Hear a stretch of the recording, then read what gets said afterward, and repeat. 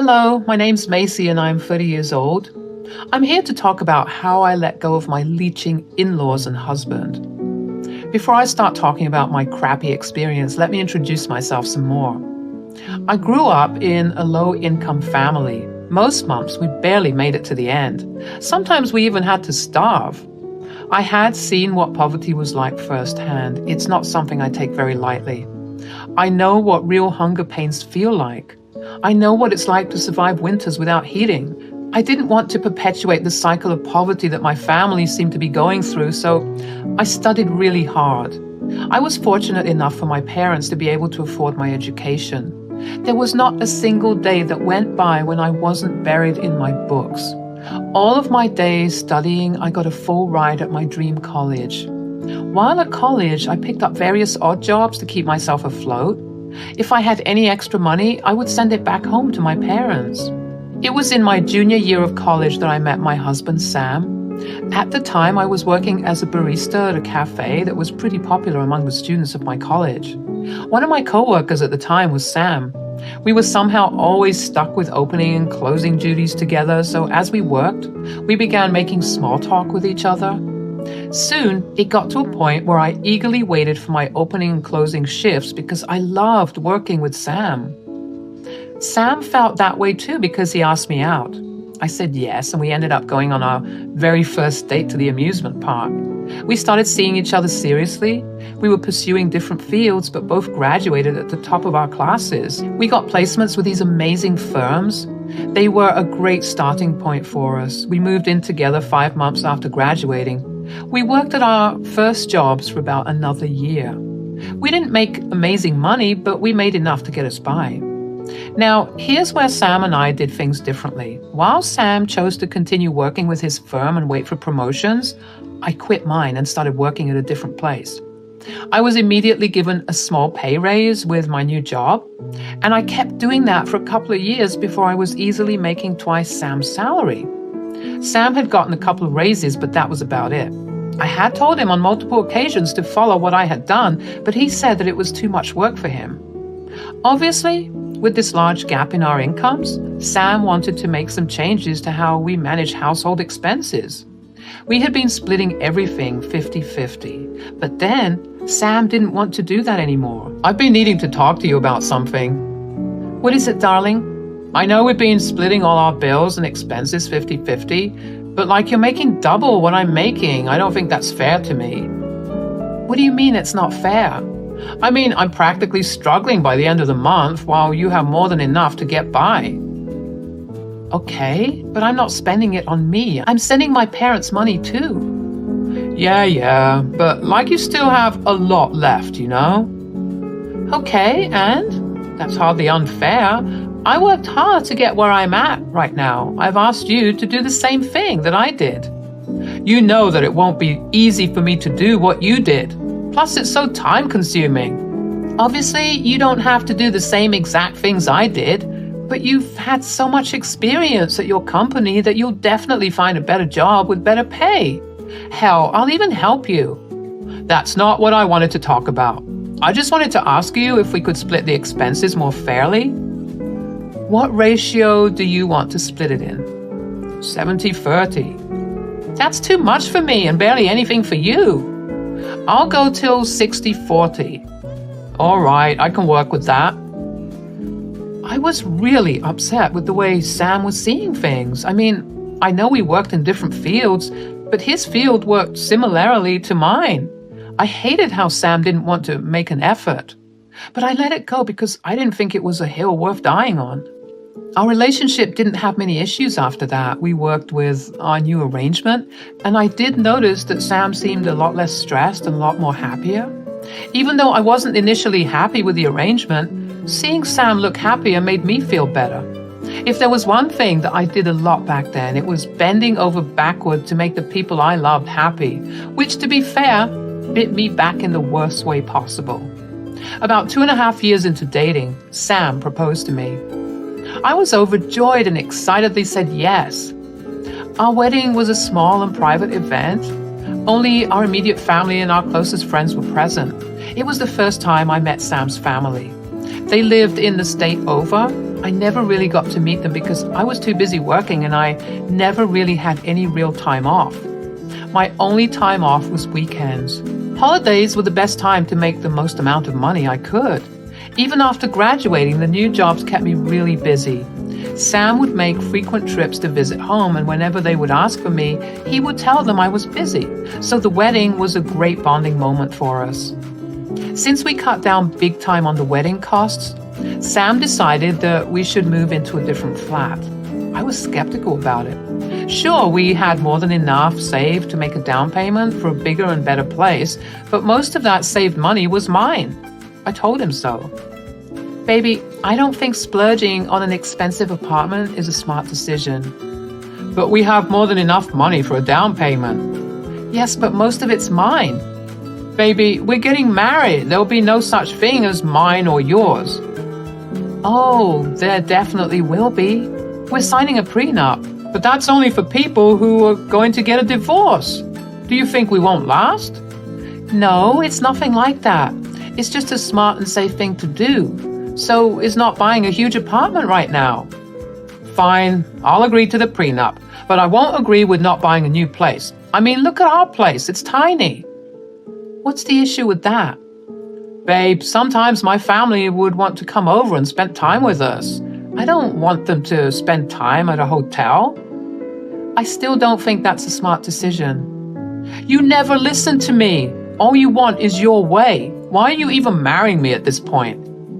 There's no need to get rude. I'm marrying you because I love you. Just because I don't agree with everything you say doesn't mean I love you less.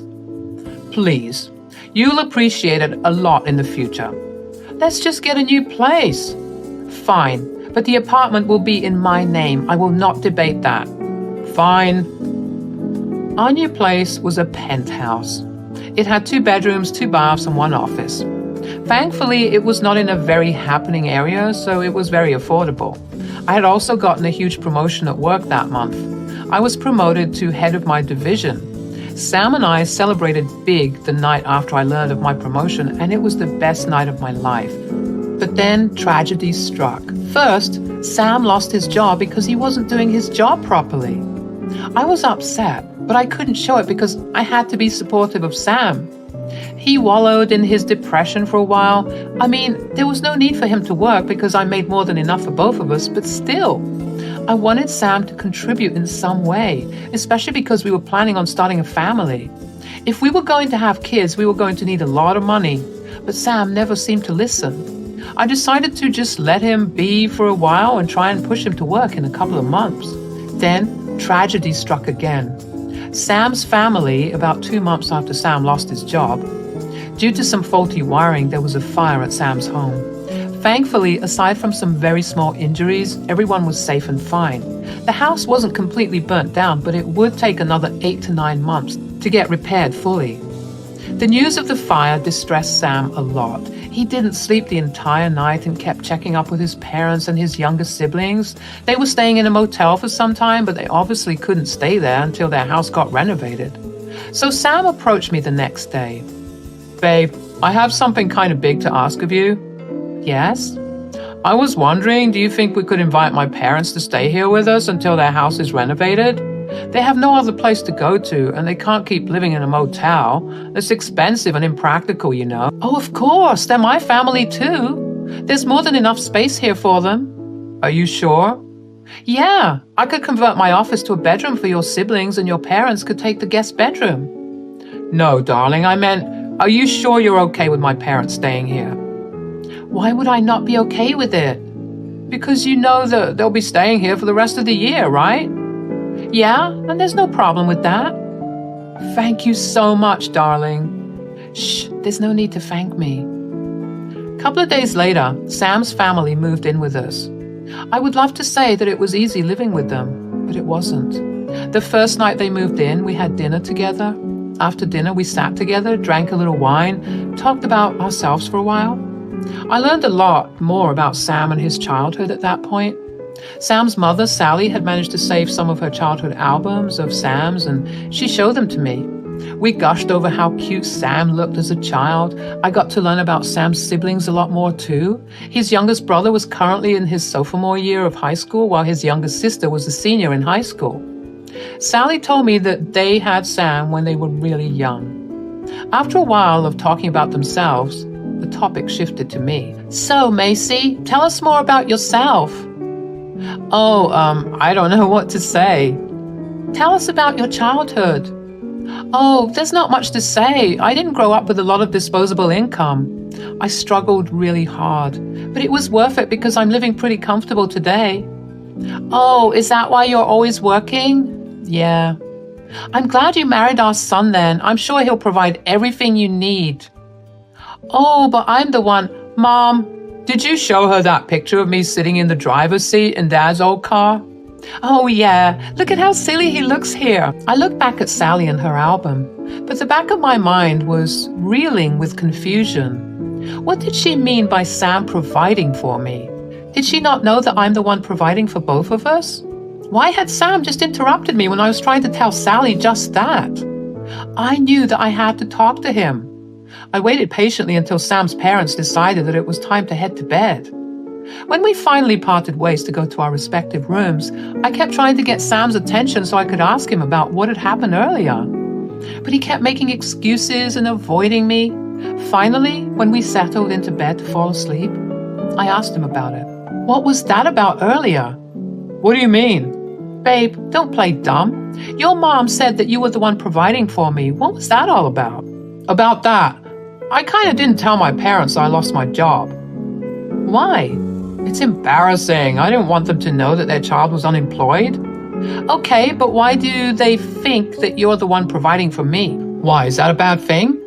No, I didn't mean it in a bad way. It's just that you've already lied about something, and I just want to know what else you've lied about so we can keep up with it. Oh, sorry. Well, I also told them that I'm working from home and I'm the one earning more. Let me guess. Because it would be embarrassing if I made more than you. Yeah, I don't like this. But I love you, so I'll let it go. Thanks, babe. You're the best. If I'm being completely honest, I hated what Sam had done. I worked hard to get to where I was. He knew that. In fact, he was there for a good portion of it, and still he took it all away. But at the same time, I understood the importance of wanting your parents to think that you're doing well. Basically, I hated it, but I understood it. The first week his family stayed with us, everything was pretty good. But then their true colors came out.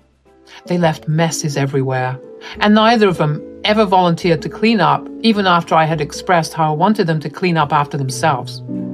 After a while of this, I gave up on asking them. I either took care of the messes myself, or I just let it be. Then it got worse. In the first month they were there, Sam's parents contributed to the utilities. The second month they stopped. Honestly, I was fine with it, even though I was a little upset.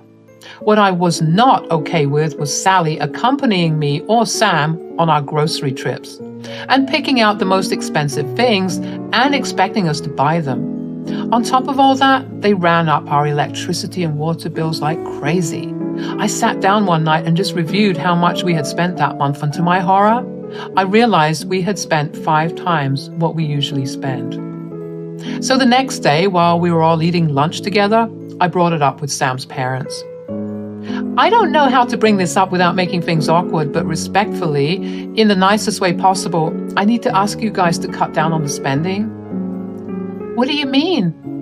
I mean, you guys buy a lot of expensive stuff at our expense, and you guys have run up our water and electricity bills by a lot too.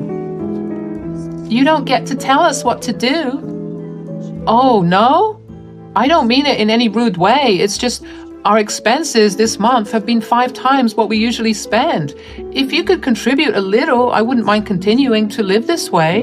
Contribute? This is my son's money we're spending. If he doesn't have an issue with it, you have nothing to say. Babe, that's enough. I was furious. I knew she was my mother-in-law, but she was staying in my house. She did not get to speak to me that way. I politely asked her to curb her spending, and she was so rude. And to make matters worse, Sam hadn't even backed me up. Hell, I wouldn't have minded if he kept his mouth shut. But he took his mother's side, and I did not like that one bit. I went to bed furious. I didn't speak to Sam or his family. The next morning, I got up and went to work. I came back and Sam was waiting for me in the room. He began yelling at me for confronting his parents like that. I told him to keep his mouth shut because he was the worst of them all. He had no say in anything, and I was going to make sure it stayed that way. Sam tried to tell me that his parents had gone through so much and asked me to just humor them for a little while, and I told him that if he wanted to humor them, he could do it at his own expense. I reminded him whose house they were living in. I told him that if they kept this behavior up, I would throw all of them out, including him, without an ounce of remorse. Sam didn't talk much to me after that for a week. Sam's family's behavior only got worse. They got increasingly invasive. They rarely allowed my privacy. If I was reading a book in my room, one of Sam's siblings would come in and sit next to me. If I was cooking food, Sally would walk in and tamper with my food so it would fit the family's tastes. If I was working out at the complex's gym, Sam's father would be there. I had no space for myself. Initially, all of this was okay, but when you start to feel like your space is no longer yours, it's painful. I found myself spiraling into depression, and Sam just never seemed to care. He was just happy to keep the pretense going at my expense. Literally. The final nail in the coffin was when I returned home from work really late. I was exhausted, and all I wanted to do was take a long, warm bath, eat my dinner, and go to sleep. I didn't want to talk to or interact with anyone, so imagine my irritation when I walked into my house and heard loud laughs from a lot of women coming from my dining room. I walked over to the dining room to see what was going on and saw Sally surrounded by a bunch of women. I coughed to draw attention to me and politely asked Sally what this was all about. Sally perked up when she saw me and walked around the table to stand next to me. She then introduced me to her friends. Everyone, this is my lovely daughter-in-law. Hi, everyone. Oh, wow, she's really pretty. Yeah, thank God she has her looks. My son did her a favor by marrying her. Excuse me? She used to be so poor. If it wasn't for my amazing son, she'd probably be on the streets. No, I wouldn't. You know what? I'm sick and tired of all of you. Macy, calm down. What are you talking about? I'm not the poor one. Your stupid son is. I'm the breadwinner of this family, and every single one of you are a bunch of freeloaders. Macy! I've had enough of your family's rude and disrespectful behavior. Not once have you expressed any gratitude that I've shown. Not once have you lent me a helping hand around the house. Not once have you paid for anything. All you did was spend a fortune that was mine. Oh, please, even if you are the breadwinner right now, this house is in my son's name. So how we live here isn't a problem. We'll stop the overspending, but we'll live here on our own terms. My God, what has your son not lied to you about? This house is in my name. I'm the one that paid the most of it. I'm the one still paying it off because your no-good son is unemployed. Oh my God. You know what? I'm done. I want you guys out, and I mean all of you, including Sam, by the end of this month. I'll send you an official notice by the day after. I don't care if you guys are left in the streets, but I deserve better than this. I left my place and went to stay with one of my friends. I was so drained from my emotional outburst, I didn't realize how much anger I had in me until that moment. It felt good to get it all out. An hour later, my phone was blowing up with calls and messages from Sam and his parents. Sam was angry with me for revealing everything to his parents, while Sally was mad at me for humiliating her in front of her friends. Sam's dad was the only one actually begging me to let them stay there. I felt so many emotions that I decided to just not dwell on them. There was only one thing I wanted, and that was freedom. Freedom from my in-laws and my lying husband. I had the notice written up the next day. I had also filed for divorce and got the papers ready. The day after that, I went over to deliver the papers to Sam's family. Initially, Sally and Sam started yelling at me.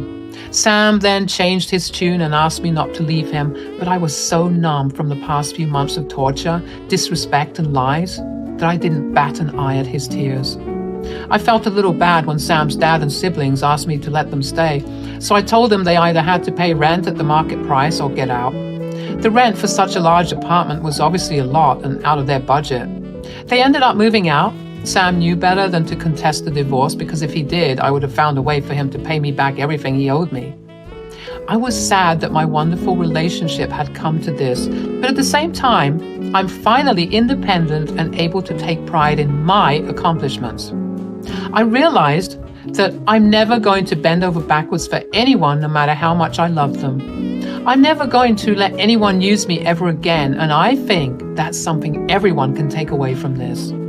Remember to always live your best life and always be true to yourself. That's the one thing that makes life worth living. Thank you for listening.